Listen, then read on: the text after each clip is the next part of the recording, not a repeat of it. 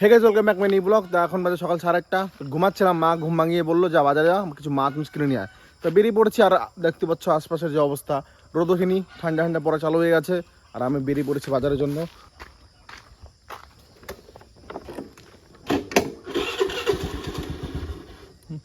কি অবস্থা গাড়ি,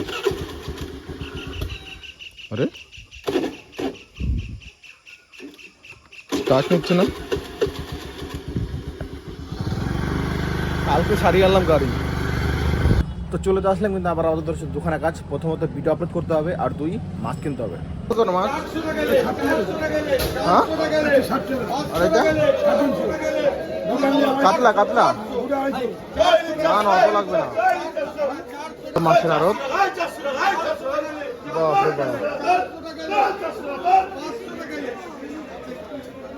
কাজ হয়ে গেছে। এখন কিন্তু গাড়ি বের করতে হবে এখান থেকে।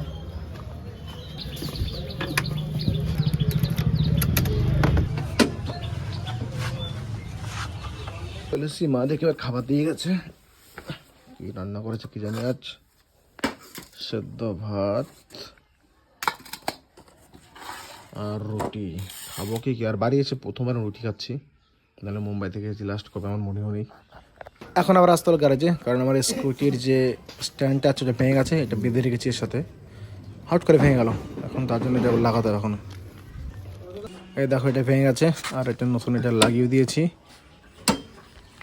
গাড়ি তো ঠিক হয়ে গেছে। আর যখন বাজার থেকে এসেছিলাম, পরে থেকে এসেছিলাম, কেবল ক্লাবে ছিলাম, মা ফোন করে বললো খেয়ে যা। তো ভাত মাত খাওয়া গেছে, এখন যেতে হবে বাজারে মাকে নিয়ে, কারণ যাবো মা যাবে ব্যাংকে, আর যেতে হবে কাকাদের বাড়িতে। চলো, চাবি কোথায় আবার?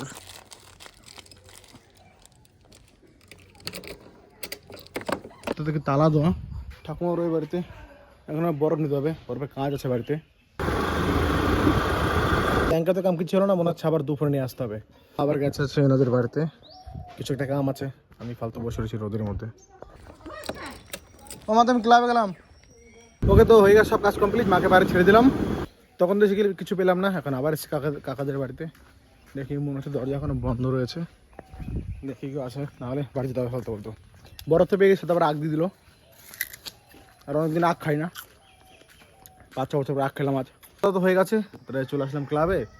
এই ক্লাবে কেউ নেই, তো ভাবছি কী করবো। ভালো কথা, আমার কাছে রয়েছে অনেক শর্ট ভিডিও, সেগুলো বসে এডিট করি। তাছাড়া কী করবো, নাহলে তো বাড়িতে করা যেত না। কালী পুজো হয়েছিল বাড়ির পাশে, দিনভর মাইক বাজতো। তো ক্লাবে যে ফ্যানটা, সেটা তো খারাপ হয়ে গেছে। করে আগে ঝাড়ু মারতে হবে, নাহলে হবে না, পুরো নোংরা পড়ে রয়েছে। এখন আর মাকে নিয়ে আসতে হলো বাজারে, কারণ মা রয়েছে ব্যাংকে, আর আমি রয়েছি আমাদের স্কুলে। এখানে অপেক্ষা করছি মার জন্য। আর আমি এখন স্নান করে নিই, বাড়ি যাবো, খাওয়া দাওয়া করে নিয়েছি, বাড়ি যাবো, এখন স্নান করতে হবে। তো 3:30-এর উপর বাজে এখন আপাতত। আর এই হলো আমাদের চুন্ডি নদী, সন্ধ্যায় গেছে। আর এখন যেতে হবে বাজার, কারণ আজ হচ্ছে হাট। আর এইমাত্র স্নান করলাম কাল আমি, এতক্ষণ বসে সিনেমা দেখছিলাম। তো মাকে ওই রাখতে, মা গেছে অন্য বাড়িতে, মাকে রাখতে হবে, নাহলে বাজারে ব্যাগ ম্যাগ সব রয়েছে ঘরের মধ্যে, টাকা রয়েছে মার কাছে। ও মা, বাড়ি আসো। আর গাড়িতে অবস্থা থেকে ধুতে হবে, নোংরা নোংরা হয়ে গেছে। সামনে দিকে দেখো, এত নোংরা। এই ফুলকপি কত করে? ফুলকপি 30 টাকা পিস। এখানে ঝুড়ি দাও, ঝুড়ি দাও। পটল কত? পটল কিলো 30 টাকা। না এখানে দেখো, দেখো কোন টাকা 500 না, আচ্ছা 500 দেখো কোন টাকা? 10 টাকা না, 300। 5 টাকা শোয়া। তো বাজার সব কিছু কমপ্লিট, আর গাড়ি রয়েছে এইখানে। বাপরে বাপ, পরে যাস না। আর রীতি লক করেছিল।